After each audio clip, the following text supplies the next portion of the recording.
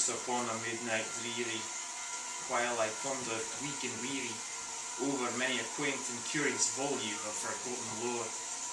While I nodded, nearly napping, suddenly there came a tapping, as of someone gently rapping at my chamber door. "'Tis some visitor," I muttered, tapping at my chamber door. Only thus, and nothing more. Ah, distinctly I remember, it was in the bleak December, and each separate dying ember rocked its ghost upon the floor. Eagerly I wished the morrow, vainly I had sought to borrow from my books a cease of sorrow. Sorrow for the lost Lenore, for the rare and radiant maiden whom the angels named Lenore, nameless here forevermore. And the silken, sad, uncertain rustling of each purple curtain thrilled me, filled me with fantastic terrors never felt before, so that now to still the beating of my heart I stood repeating, "'Tis some visitor entreating entrance at my chamber door, some late visitor entreating entrance at my chamber door. This it is, and nothing more." Presently my soul grew stronger, hesitating then no longer.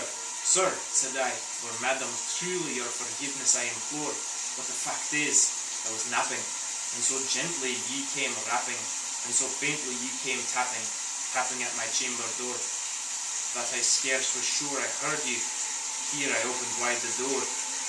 Darkness there, and nothing more. Deep into that darkness peering, long I stood there, wondering, fearing, doubting, dreaming dreams no mortal ever dared to dream before. But the silence was unbroken, and the darkness gave no token. The only word there spoken was the whispered word, "Lenore." This I whispered, and an echo murmured back the word, "Lenore." Merely this, and nothing more. Back into the chamber turning, all my soul within me burning, soon again I heard the tapping, somewhat louder than before. "Surely," said I, "surely that is something at my window lattice. Let me see then what thereat is, and this mystery explore." Let my heart be still a moment, and this mystery explore. 'Tis the wind, and nothing more. Open here I flung the shutter, when with many a flirt and flutter, in there stepped a stately raven of the saintly days of yore. Not the least obeisance made he, not a minute stopped or stayed he, but with minor lord or lady perched upon my chamber door, perched upon a bust of Pallas just above my chamber door, perched and sat, and nothing more. Then this ebony bird beguiling my sad fancy into smiling, by the grave and stern decorum of the countenance it wore, "Though thy crest be shorn and shaven, thou," I said, "art sure no craven, ghastly, grim, and ancient raven, wandering from the nightly shore. Tell me what thy lordly name is on the night's Plutonian shore." Quoth the raven, "Nevermore." Much I marvelled at this ungainly fowl to hear discourse so plainly, though its answer little meaning, little relevancy bore. For we cannot help agreeing that no living human being ever yet was blessed with seeing bird above his chamber door, bird or beast above the sculptured bust above his chamber door, with such a name as nevermore. But the raven, sitting lonely on the pallid bust, spoke only that one word, as if his soul in that one word he did outpour. Nothing further than he uttered, not a feather then he fluttered, till I scarcely more than muttered, "Other friends have flown before. On the morrow he will leave me as my hopes have flown before." Then the bird said, "Nevermore."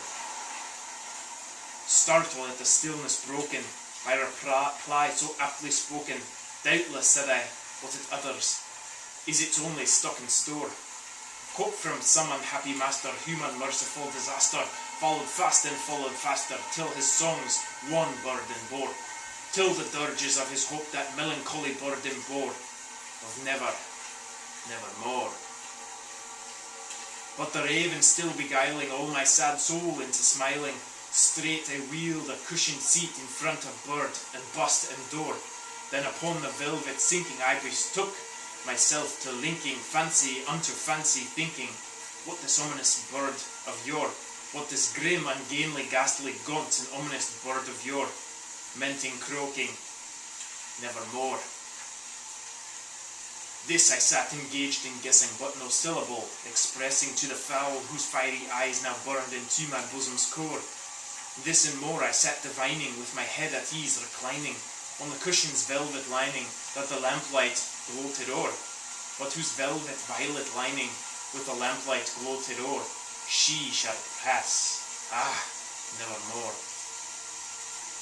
Then methought the air grew denser, perfumed from an unseen censer, swung by seraphim, whose footfalls tinkled on the tufted floor. Wretch, I cried, thy God hath lent thee, by these angels he hath sent thee, respite, respite and nepenthe from thy memories of Lenore. Quaff this kind nepenthe, and forget this lost Lenore. Quoth the raven, nevermore. Prophet, said I, thing of evil, prophet still if bird or devil, whether temper, scent or tempest, toss thee here ashore. Desolate yet all undaunted, on this desert land enchanted, on this home by horror haunted, tell me truly I implore, is there balm in Gilead? Tell me, I implore. Quoth the raven, nevermore. Prophet, said I, thing of evil, prophet still if bird or devil, by that heaven that bends above us, by that God we both adore, tell this soul with sorrow laden, within the distant Aden, if shall clasp a sainted maiden whom the angels named Lenore, clasp a rare and radiant maiden whom the angels named Lenore. Quoth the raven, nevermore. Be that word our sign of parting, bird or fiend, I shrieked up starting, get thee back into the tempest and the night's Plutonian shore. Leave no black plume as a token of that lie thy soul hath spoken. Leave me loneliness unbroken. Quit the bust above my door. Take thy beak from out my heart, and take thy form off from my door. Quoth the raven, nevermore. And the raven, never flitting, still is sitting on the pallid bust of Pallas just above my chamber door. And his eyes have all the seeming of a demon's that is dreaming, and the lamplight o'er him streaming throws his shadow on the floor. And my soul from out that shadow that lies floating on the floor shall be lifted nevermore.